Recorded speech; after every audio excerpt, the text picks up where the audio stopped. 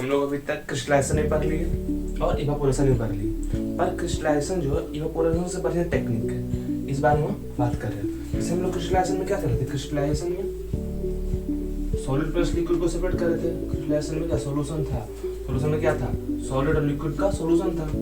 Solid liquid में क्या होता, घुला हुआ था। और इसमें क्या कर रहे थे, हम लोग सॉलिड को अलग कर रहे थे और लिक्विड को छोड़ दे रहे थे। हमारा जो मेन पर्पस था सॉलिड को अलग करना सोल्यूशन से। और यही सेम था इवापोरेशन में भी। इवापोरेशन में क्या था, जैसे हम लोग पानी और चीनी के सोल्यूशन को सेपरेट कर रहे थे, चीनी को अलग कर रहे थे, पानी को अलग कर रहे थे, तो उसमें क्या हो रहा था, चीनी क्या था, सॉलिड था, और पानी क्या था, लिक्विड था। हम लोग लिक्विड को इवापोरेट करा दिए और सॉलिड को डाल दी। यहाँ मेरे पर्पस क्या था, सॉलिड को ही बचाना। तो जो क्रिस्टलाइजेशन है इवापोरेशन से बढ़िया है। कैसे, पहला पॉइंट है कि some solid decompose और some like sugar may get cured on heating to dryness। जब हम लोग इवापोरेशन करते हैं, इवापोरेशन में क्या करते हैं, बॉयल करते हैं। जैसे हम पानी और चीनी का सोल्यूशन है, हम लोग उसको चाशनी बोलते हैं। चाशनी में क्या करते हैं, बॉयल करते हैं, बॉयल करते हैं, तो चीनी लास्ट में चीनी का बच जाता है और पानी इवापोरेट हो जाता है। लेकिन जब बॉयल करते हैं, हीट करते हैं, मतलब बॉयल करना मतलब हीट कर रहे हैं, टेम्परेचर दे रहे हैं, तो चीनी जो नीचे का चीनी है सॉलिड पार्ट कभी कभी जल जाता है। जल मतलब जलना, मतलब जलना, कभी कभी जल जाता है तो खराब हो जाता है। और लेकिन क्रिस्टलाइजेशन में कहीं भी हम लोग हीट नहीं कर रहे हैं, कहीं हीट कर रहे हैं, आप तो मेथड जानते हैं, कहीं हम लोग हीट कर रहे हैं, कहीं हीट नहीं कर रहे हैं। इसीलिए एक मेथड बढ़िया, क्योंकि उसमें जलता नहीं है। जो हमारा प्योर जिसको हमको सेपरेट करना है, जो हमारे लिए इम्पोर्टेंट है, वही जल जा रहा है, तो हमारे लिए इवापोरेशन खराब है। क्रिस्टलाइजेशन बढ़िया है, क्योंकि हम लोग कहीं पे यहाँ पे हीट बीट कहीं कुछ नहीं किया। दूसरा पॉइंट है some impurities may remain dissolved in the solution even after filtration और evaporation which contaminate the solid। हम लोग क्या करते हैं कि जब इवापोरेशन करते हैं उससे पहले हम लोग फिल्ट्रेशन करते हैं, ताकि जो बड़ा बड़ा इम्प्योरिटीज है वो बाहर हो जाए। इस इवापोरेशन को करना है, सॉल्यूशन को हमको पानी और चीनी के सॉल्यूशन को हमको इवापोरेशन करना था, तो उसको क्या किया, पहले फिल्ट्रेशन कर दी, ताकि थोड़ा जो बड़ा बड़ा उसमें हो सकता है बड़ा बड़ा कीड़ा मकोड़ा हो या फिर मिट्टी हो तो फिल्ट्रेट हो जाएगा। लेकिन फिर भी कुछ जो हमारे लिए इम्प्योर, हमारे लिए खराब, हमारे शरीर के लिए हानिकारक है, वो जो कीड़ा मकोड़ा रह जाता है कभी कभी चाशनी में या फिर पानी चीनी का सॉल्यूशन में। जब हम फिल्ट्रेशन करने के बाद भी क्या हो जा रहा है, उसमें रह जा रहा है। जब हम हीट कर रहे हैं इवापोरेशन के द्वारा, उसको हम पानी को भगा रहे हैं, तो उसमें जो सॉलिड पार्टिकल है, छोटा छोटा सॉलिड पार्टिकल क्या हो जा रहा है, चीनी में रह जा रहा है, लेकिन सॉलिड पार्टिकल में रह जा रहा है और क्या कर दे रहा है, सॉलिड को खराब कर दे रहा है। इस बात को फिर समझिए। हम लोग चाशनी को इवापोरेट करते हैं, तो चाशनी को हम फिल्ट्रेट करते हैं, लेकिन फिर भी कुछ मान लीजिए चीटी बीटी का पैर वैर रह गया उसमें, और चीटी बीटी का पैर रह गया और उसको हम इवापोरेट किए, तो चीटी का पैर थोड़ी इवापोरेट होगा, तो रह जाएगा चीनी में ही रह जाएगा, तो चीनी को खराब कर देगा कि नहीं। इसलिए इवापोरेशन बढ़िया मेथड है। सबसे बढ़िया मेथड क्या होता है, दोनों में क्रिस्टलाइजेशन बढ़िया मेथड है। बस इतना ही तक था मिक्सचर को सेपरेट करने का। बस हम दो टॉपिक और पढ़ेंगे, प्यूरिफिकेशन ऑफ एयर, एयर को कैसे प्यूरिफाई करते हैं, और एक है कि वाटर को कैसे प्यूरिफाई करते हैं। उसके बाद हम लोग यहाँ पे एक टेबल बना लेते हैं। हम लोग, आप लोग इसको लिखिए, फिर हम लोग टेबल बना रहे हैं। सारा जो हम लोग जितना भी मिक्सचर को सेपरेट किया उसको सब एक जगह टेबल बना रहे हैं। यहाँ पे एक टेबल बनाना है, इसको आपको खुद भरना है। चलिए भी हम भर लेते हैं, साथ में भरेगा, आप लोग आंसर दीजिएगा। इसे टेबल इस प्रकार का है कि हम सेपरेशन मेथड कुछ लिखे हैं, 5-6 मेथड लिखे हैं, तो पढ़ाए बहुत ज़्यादा है, 10 से 11-12 पढ़ाए हैं, लेकिन हमने 6 ही लिखे हैं। और उसमें हम किस तरह के मिक्सर को सेपरेट करें, solid mixture of solid and solid, यहाँ पे आप लोग लिख लीजिएगा, मेरे पास जगह है। Mixture of solid and solid लिखे हैं, mixture of solid and liquid, mixture of liquid and liquid. हम किस तरह के मिक्सचर को सेपरेट करते हैं, तो बताइए। चलिए सबसे पहले इवापोरेशन में किस तरह के मिक्सचर को सेपरेट करते हैं। क्या उसमें सॉलिड होता है, नहीं, इवापोरेशन में सॉलिड एंड लिक्विड होता है। तो इसमें टिक लगाते हैं, इसमें क्रॉस कर देते हैं। इसी तरह से आपको ये भरना, और मतलब हम 6 मेथड तो बताएं, और बाकी कुछ मेथड बच गया उसको सोचना, आपको खुद टेबल पूरा करना है। सारा काम मैं तो नहीं करूँगा, कुछ आप भी कीजिएगा, इसलिए हम 6 ही बता रहे हैं, बस हम बता दे रहे हैं। क्रिस्टलाइजेशन में किस तरह, क्रिस्टलाइजेशन में भी हम लोग सॉलिड और लिक्विड को सेपरेट करते हैं, यहाँ कट कर देते हैं। डिस्टिलेशन में क्या करते हैं हम लोग, 2 मिसिबल लिक्विड को सेपरेट करते हैं, जिसका बॉइलिंग पॉइंट में कुछ डिफरेंस हो। डिस्टिलेशन भी बोल सकते हैं, फ्रैक्शनल डिस्टिलेशन, दोनों का हमें बता दिए, सिंपल डिस्टिलेशन में, फ्रैक्शनल डिस्टिलेशन में।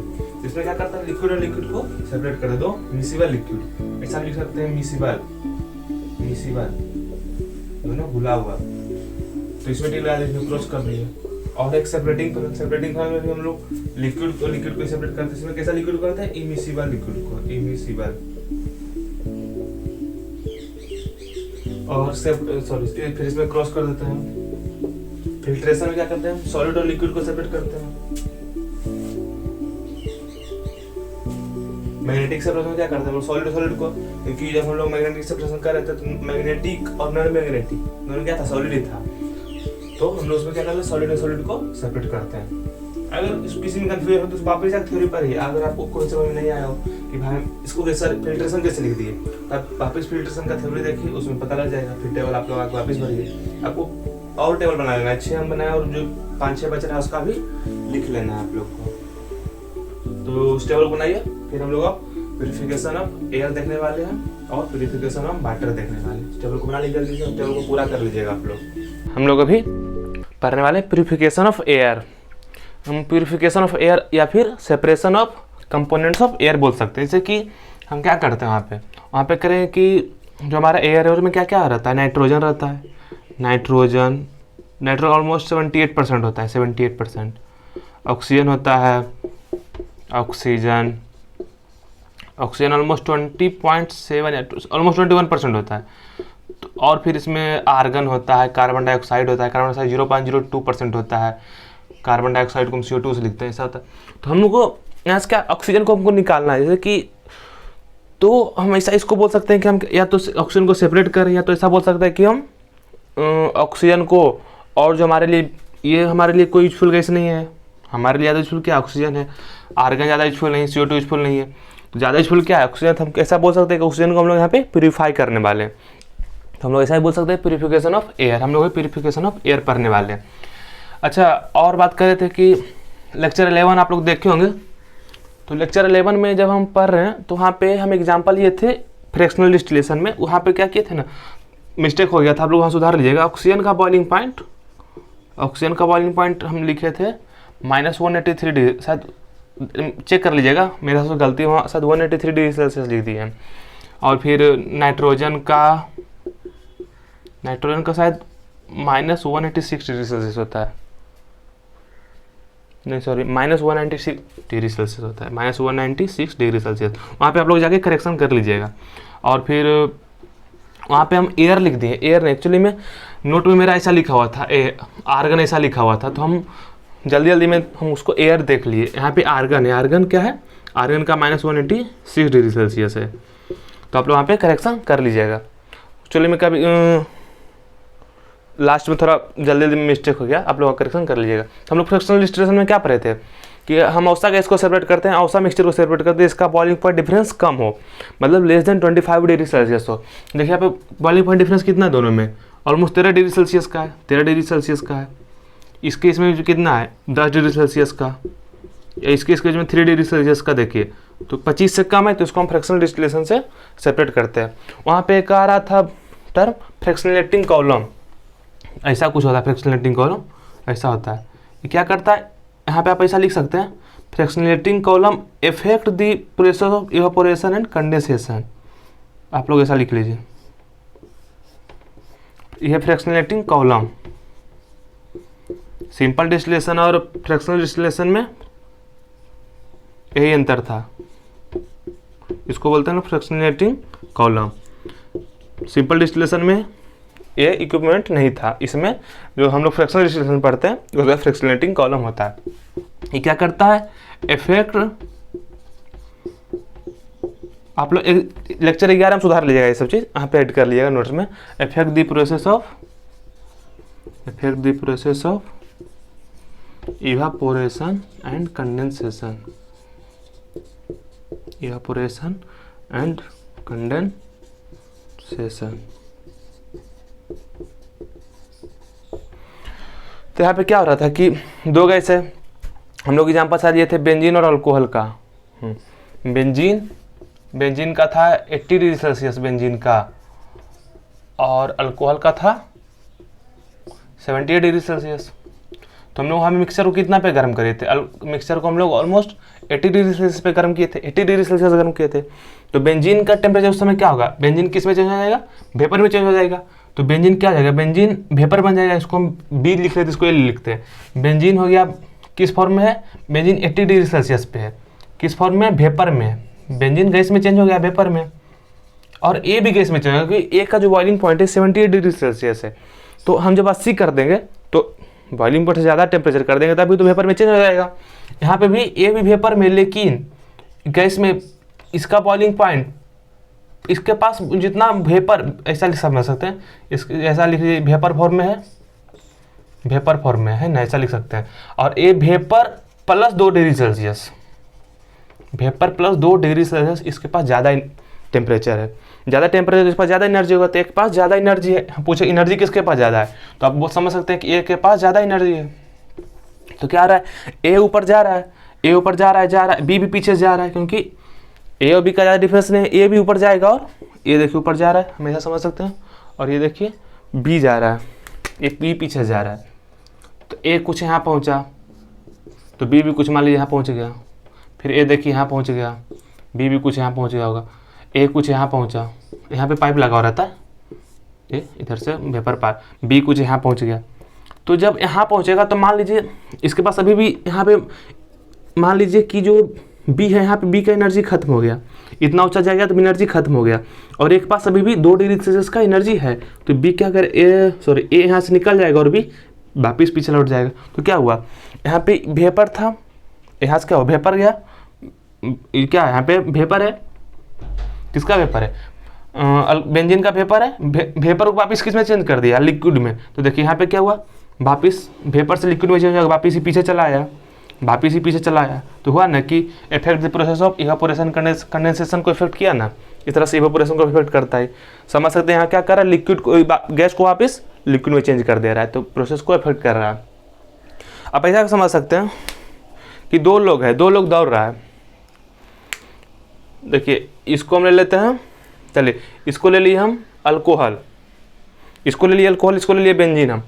तो इसके पास थोड़ा पहला चलना शुरू किया, कोई रेस है 100 मीटर का, चलिए ये पहला चलना शुरू किया, यहाँ से यहाँ जाना है इसको, यहाँ से उसको ऊपर जाना है, तो यहाँ से चलना शुरू किया, चलेगा, ये हमेशा आगे चलेगा, क्योंकि इसके पास पहले इवापोरेट हुआ, पहले वेपराइज हुआ, तो हमेशा आगे चलेगा। यहाँ जाने वाले इसका पैर, माने इसका एनर्जी खत्म हो गया, तो यहाँ वापस लौट जाएगा और ये ऊपर निकल जाएगा। समझ सकते हैं, ये जीत गया, ये आगे निकल गया। ऐसे हम लोग सेपरेट कर पाते हैं। तो हम लोग वहाँ पे बात कर चुके थे, फिर से फ्रैक्शनल डिस्टिलेशन में जाके अपन ऐड कर सकते हैं, अगर आप ऐड नहीं किए हो। तो हम लोग separation of components of air पढ़ने वाले हैं, इसको हम बोल सकते हैं प्यूरिफिकेशन ऑफ एयर। इसको लिख लीजिएगा एक बार जल्दी से। हम लोग यहाँ पे separation of components of air कर रहे हैं। एयर से हम लोग क्या कर रहे हैं, ऑक्सीजन को बाहर करेंगे, क्योंकि ऑक्सीजन का सबसे ज़्यादा हम लोग को जरूरत है अभी। तो सबसे पहले हम क्या कर रहे हैं, जितना अमाउंट ऑफ एयर से हमको ऑक्सीजन को निकालना है, तो उस एयर को हम क्या करेंगे, इस फिल्टर से पार करवाएंगे। इस फिल्टर में क्या होता है कि जो डस्ट और मॉइस्ट होता है ना, वो फिल्टर रोक लेता है, फिल्टर अपने से पार होने नहीं देता है डस्ट और मॉइस्ट को, क्योंकि डस्ट एयर में बहुत सारा डस्ट और मॉइस्ट होता है। तो अब क्या होगा, अब एयर कहाँ पहुंच गया, इस कॉलम में पहुंच गया। इस कॉलम में कैसा एयर है, डस्ट फ्री और मॉइस्ट फ्री। ऐसा बोल सकते हैं कि एयर कैसा है, dust free and moist free. अब इस एयर को हम प्रेशर बढ़ाते हैं, एयर अंडर प्रेशर। तो हम जब एक 11th में जाएंगे तो चैप्टर पढ़ेंगे आइडियल गैस, वहाँ पे इक्वेशन पढ़िएगा, पीपी इक्वल टू एनआरटी। देखिए यहाँ पे क्या है, जब हम प्रेशर बढ़ा रहे हैं, प्रेशर ही डायरेक्टली प्रोपोर्शनल टू टेम्परेचर है। जब हम प्रेशर बढ़ा रहे हैं तो क्या हो रहा है, टेम्परेचर भी बढ़ जा रहा है। देखिए, तो जब हम एयर में प्रेशर बढ़ा रहे हैं तो क्या होगा, टेम्परेचर बढ़ जाएगा। कैसा एयर हो जाएगा, हॉट एयर हो जाएगा। इस हवा को अब हम क्या करते हैं, इस कॉलम में लाते हैं। इस कॉलम में क्या करते हैं ना, इस कॉलम को बोल सकते हैं कंडेंसेशन कॉलम। इस हवा को यहाँ पे क्या कर रहे हैं, इस हवा को हम ठंडा कर रहे हैं। ठंडा करके किस फॉर्म में ला रहे हैं, लिक्विड फॉर्म में ला रहे हैं। हवा ठंडा करने का क्या तरीका है कि हम फ्रीजिंग कोल्ड वाटर को इस पाइप से भेज रहे हैं, और ये जो ठंडा पानी है, गर्म हवा से एनर्जी लेके खुद पानी गर्म हो जा रहा है और हवा को ठंडा कर दे रहा है। ठंडा होगा क्या होगा, जब हम किसी का टेम्परेचर बढ़ाते हैं, टेम्परेचर बढ़ाएंगे तो क्या होगा, सॉलिड लिक्विड में चेंज हो जाएगा और लिक्विड गैस में चेंज हो जाएगा। लेकिन हम टेम्परेचर घटाएंगे तो क्या होगा, गैस किस में चेंज हो जाएगा, लिक्विड में। तो हम जो हॉट एयर है किस में चेंज हो गया, लिक्विड में, ऐसा बोल सकते हैं, लिक्विड में। और जो पानी यहाँ से बाहर निकलेगा, कैसा पानी निकलेगा, हॉट वाटर बाहर निकलेगा। तो हम अभी तक क्या किए कि अभी हम यहाँ सबसे पहले अभी तक क्या किए कि यहाँ पे प्रेशर बढ़ाया, पानी को कंप्रेस्ड एयर को क्या किए, कंप्रेस किए। प्रेशर बढ़ाया तो क्या एयर कंप्रेस्ड हो गया और गर्म हो गया। अब क्या किए, इस हवा को हम लिक्विड फॉर्म में चेंज कर ली। अब इस लिक्विड फॉर्म एयर को अभी भी क्या है, कंप्रेस्ड एयर ही है, हम इस कॉलम में लाए। इस कॉलम में क्या होता है, एक्सपेंशन होता है। इस कॉलम का नाम सेपरेटर है। हम क्या किए, जब एयर को कंप्रेस किए तो टेम्परेचर बढ़ गया। जब हम एयर को एक्सपेंड करेंगे, एक्सपेंशन करेंगे तो क्या होगा, एक्सपेंशन करने पे क्या होगा, पानी ठंडा हो जाएगा। जो लिक्विड एयर है, सॉरी पानी ठंडा नहीं होगा, हवा ठंडा हो जाएगा। जो लिक्विड एयर है ठंडा हो जाएगा। इस कॉलम का टेम्परेचर हो क्या होता है, -80 डिग्री सेल्सियस का ऑलमोस्ट, -80 डिग्री सेल्सियस का ऑलमोस्ट। आप लोग पढ़िएगा आगे जाके कि जब हम -78.5 डिग्री सेल्सियस करते हैं ना, तो जो कार्बन डाइऑक्साइड होता है वो क्या होता है, सोलिडिफाई हो जाता है। कार्बन डाइऑक्साइड किस में चेंज होता है, सॉलिड में चेंज हो जाता है जब हम टेम्परेचर ड्रॉप करते हैं, कम करते हैं। तो अभी कार्बन डाइऑक्साइड किस फॉर्मेट में, लिक्विड फॉर्मेट में है, तो अब हो जाएगा सॉलिड फॉर्मेट में। सॉलिड फॉर्म में आ जाएगा, क्यों, क्योंकि हम यहाँ का टेम्परेचर ड्रॉप करती है। सेपरेटर में क्या हुआ, टेम्परेचर और कम कर दे रहे हैं। कम कैसे कर रहे हैं, एक्सपेंशन की मदद से कम कर रहे हैं। तो क्या हुआ, अब कार्बन डाइऑक्साइड सॉलिडिफाई हो गया। हम जो जो कार्बन डाइऑक्साइड सॉलिड फॉर्म में होता है उसको बोलते हैं ड्राई आइस। उसको क्या बोलते हैं, ड्राई आइस। कार्बन डाइऑक्साइड को बोलते हैं, सॉलिड फॉर्म में कार्बन डाइऑक्साइड को ड्राई आइस बोलते हैं। तो अब क्या, अब हम जो अभी तक एयर को सेपरेट करें उसमें कौन कौन सा एयर था, यहाँ पे कौन कौन सा एयर था, यहाँ पे एयर कौन कौन सा जो इन कर रहे थे, उसमें कार्बन डाइऑक्साइड था, नाइट्रोजन था, आर्गन था, ऑक्सीजन था। अब हम अभी तक कहीं पे भी एयर को कोई एयर को बाहर नहीं किए। सबसे पहले क्या किया, हम यहाँ से कार्बन डाइऑक्साइड को बाहर कर दिए। अब यहाँ कौन कौन एयर बच गया, यहाँ पे कौन कौन बच गया, ऑक्सीजन बच गया, आर्गन बच गया, ऑक्सीजन आर्गन और नाइट्रोजन बच गया। आप लोग फ्रैक्शनल डिस्टिलेशन में पढ़े होंगे कि ऑक्सीजन का बॉइलिंग पॉइंट कितना होता है, -183 डिग्री सेल्सियस होता है। और नाइट्रोजन का -196 डिग्री सेल्सियस, और आर्गन का -186 डिग्री सेल्सियस। इसमें से सबसे कम बॉइलिंग पॉइंट किसका है, सबसे कम बॉइलिंग पॉइंट नाइट्रोजन का है। इस बात को याद रखिएगा। ऐसे हम इसको समझने के लिए डिग्री सेल्सियस को केल्विन में चेंज कर ले रहे हैं, तो ऑक्सीजन का कितना केल्विन हो जाएगा, 90 केल्विन हो जाएगा। केल्विन में चेंज करने में क्या करना पड़ता है, डिग्री सेल्सियस में 273 ऐड कर देना होता है ऑलमोस्ट। आर्गन का कितना केल्विन हो जाएगा, 87 केल्विन हो जाएगा। नाइट्रोजन का 77 केल्विन। ये क्या है, ऑक्सीजन और नाइट्रोजन का क्या है, बॉइलिंग पॉइंट है। ये तीनों क्या है, बॉइलिंग पॉइंट। इस बात को याद रखिएगा आप लोग। अब यहाँ से क्या किया, हम कार्बन डाइऑक्साइड को बाहर कर दिए। इसमें कौन कौन एयर बच गया इस कॉलम में, अभी भी लिक्विड फॉर्म में कौन कौन एयर है, यहाँ पे ऑक्सीजन बचा हुआ है, ऑक्सीजन आर्गन एंड नाइट्रोजन बचा हुआ है। इसको हम एक्सपेंशन जेट से अप्रोच कर रहे हैं। एक्सपेंशन में क्या हो रहा है, अब देखिए गौर कीजिए, जब हम कंप्रेशन किए, जब हम कंप्रेस किए तो क्या हुआ, कंप्रेस करने पे वॉल्यूम कमता है। तो कंप्रेस करने पे देखिए यहाँ एक इक्वेशन और देख सकते हैं कि अब जब हम वॉल्यूम बढ़ाएंगे तो टेम्परेचर बढ़ेगा। तो कंप्रेस करना मतलब वॉल्यूम कम करना, वॉल्यूम कम करते हैं तो टेम्परेचर घटता है। अब वॉल्यूम बढ़ाते हैं क्योंकि हम आगे जो प्रोसेस करने वाले हैं, आगे आगे कौन सा प्रोसेस करने वाले हैं, फ्रैक्शनल डिस्टिलेशन। इसके लिए क्या करना पड़ेगा, जो एयर है, लिक्विड एयर, उसको क्या करना, बॉयल करना पड़ेगा। तो बॉयल करने, टेम्परेचर बढ़ाने का क्या तरीका है, टेम्परेचर बढ़ाने का तरीका क्या करेंगे, हम वॉल्यूम को ही बढ़ा देंगे। वॉल्यूम बढ़ाएंगे तो टेम्परेचर खुद से बढ़ जाएगा। तो क्या करें, एक्सपेंशन रेट में, एक्सपेंशन करना मतलब वॉल्यूम बढ़ाना। हम क्या करें, वॉल्यूम बढ़ाएंगे तो वॉल्यूम बढ़ाएंगे तो बढ़ाएंगे तो टेम्परेचर ही बढ़ जाएगा। टेम्परेचर बढ़ते बढ़ते मान लीजिए हो गया 77 केल्विन। 77 केल्विन हुआ। तो आप लोग फ्रैक्शनल डिस्टिलेशन में पढ़े होंगे कि जिसका बॉइलिंग पॉइंट सबसे कम होता है, जिसका बॉइलिंग पॉइंट सबसे कम होता है फ्रैक्शनल डिस्टिलेशन में, सबसे पहले वही वेपर बनता है, वो सबसे ज़्यादा वोलेटाइल होता है। तो सबसे पहले जब हम टेम्परेचर बढ़ाएंगे तो 77 केल्विन पहुंचे तो क्या होगा, नाइट्रोजन क्या होना पड़ेगा, नाइट्रोजन बॉयल कर जाएगा। नाइट्रोजन बॉयल करके सबसे ऊपर चला जाएगा। बॉयल करके ऊपर चला गया और हम उस गैस को बाहर कर लिए। फिर और टेम्परेचर बढ़ाया, और टेम्परेचर बढ़ा के हम कितना कर दिए, 87 केल्विन कर दिए। तो 87 केल्विन किया तो क्या हुआ, आर्गन भी बाहर हो गया। तो यहाँ पे क्या बच गया, सिर्फ बच गया ऑक्सीजन। ऑक्सीजन को हम यहाँ से बाहर कर लिए, ऑक्सीजन क्या कर लिया, यहाँ से बाहर कर लिए। अब हम जितना जितना ऑक्सीजन को बाहर किए, ऑक्सीजन कितना, ऑलमोस्ट एयर में 21% होता है, 21% एयर होता है। तो मान लीजिए कि 100 लीटर हम एयर को यहाँ पे 100 लीटर एयर को हम यहाँ पे प्योरीफाई कर रहे हैं, हमको 21 लीटर एयर मिल जाएगा, 21 लीटर ऑक्सीजन मिल जाएगा। उस 21 लीटर को हम हॉस्पिटल वगैरह में भेज सकते हैं, क्योंकि ऑक्सीजन का ही सबसे ज़्यादा जरूरत पड़ता है हॉस्पिटल वगैरह में। तो हम इस तरह से ऑक्सीजन को सेपरेट कर सकते हैं। हम लोग यहाँ पे वाटर प्योरिफिकेशन सिस्टम देख रहे हैं। तो क्या हो रहा है, बड़े बड़े शहरों में ग्राउंड ग्राउंड का जो वाटर है, ग्राउंड खत्म हो गया है। तो हम पानी कहाँ से लाते हैं, पानी हम लोग जो शहर के बगल में नदी है वहां से पानी ला रहे हैं। तो हम उस नदी को क्या, उस पानी, जो नदी में पानी, उसको हम क्या पी सकते हैं, नहीं पी सकते हैं, उसको यूज नहीं कर सकते। क्यों, क्योंकि उसमें बहुत ज्यादा कचरा है। उसको हम पियेंगे दिन में बीमार पड़ जाएंगे। तो उसके लिए हम क्या करना पड़ता है, वाटर को प्योरीफाई करना पड़ता है। सबसे पहले हम क्या कर रहे हैं, देखिए, सबसे पहले नदी से पानी कहाँ ला रहे हैं, सेडिमेंटेशन टैंक में। सेडिमेंटेशन टैंक में क्या होता है, हम लोग एक प्रोसेस देखे थे सेपरेशन मिक्सचर में। सेडिमेंटेशन में क्या होता है कि जब हम मिट्टी और पानी मिला देते हैं और उसको कुछ देर के लिए छोड़ देते हैं, तो क्या होता है, जो बड़ा पार्टिकल है, मिट्टी का बड़ा पार्टिकल, जो भारी पार्टिकल क्या नीचे बैठ जा रहा है, तो यहाँ क्या होगा, जो हम नदी से पानी लाए हैं उसमें कुछ बड़ा बड़ा कंकर पत्थर भी आ गया है, तो क्या होगा, सेडिमेंट करा देंगे। तो क्या होगा, जो सॉलिड है, बड़ा बड़ा सॉलिड पार्टिकल नीचे सेटल डाउन हो रहा है, बड़ा बड़ा पार्टिकल नीचे से बैठ जा रहा है और ऊपर पानी रह जा रहा है। अभी पानी को हम किस में भेज दे रहे हैं, लोडिंग टैंक में। लोडिंग टैंक में भेजे हैं, लेकिन पानी में भी क्या है, मिट्टी का छोटा छोटा पार्टिकल रह ही गया है। तो उसको क्या करेंगे हम, तो मिट्टी जो सॉइल पार्टिकल होता है, निगेटिवली चार्ज पार्टिकल होता है। इस बात तो आप लोग आगे क्लास में पढ़िएगा कि सॉइल पार्टिकल है क्या है, निगेटिवली चार्ज पार्टिकल है। उसमें क्या करते हैं, एक कंपाउंड आता है पोटास एलम, उसका फार्मूला है के एल KAlSO4। इसको बोलते हैं पोटास एलम। क्यों बोलते हैं पोटास एलम, देखिए क्या है, पोटेशियम है, potassium aluminium sulphate, potassium aluminium sulphate, इसी से मिलकर बना है पोटास एलम।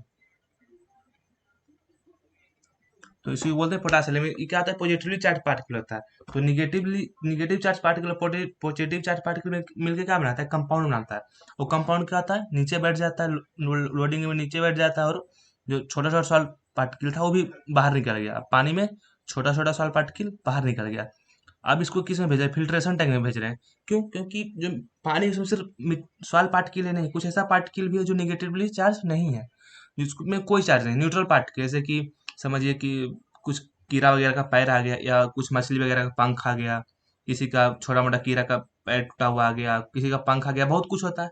तो उसको हम कोई चार्ज पार्टिकल नहीं होता, उसको हम कैसे फिल्टर करेंगे, उसमें क्या करेंगे हम, अब इसको क्रॉस करवाएंगे हम इस थी से। देखिए सबसे पहले फाइन सैंड से पार करवाएंगे। सैंड क्या करेगा, जो कीड़ा मकोड़ा का पैर वगैरह छोटा पैर है उसमें ऊपर ही रोक लेगा, फाइन सैंड से। फिर ग्रेवल से, फिर कोर्स ग्रेवल से। ग्रेवल मतलब क्या होता है, बजरी या कंकर, कंकर पत्थर से हम पार करवा रहे हैं पानी को। तो क्या हो रहा है, जो छोटा छोटा पार्टिकल वो भी ऊपर ही रह जा रहा है।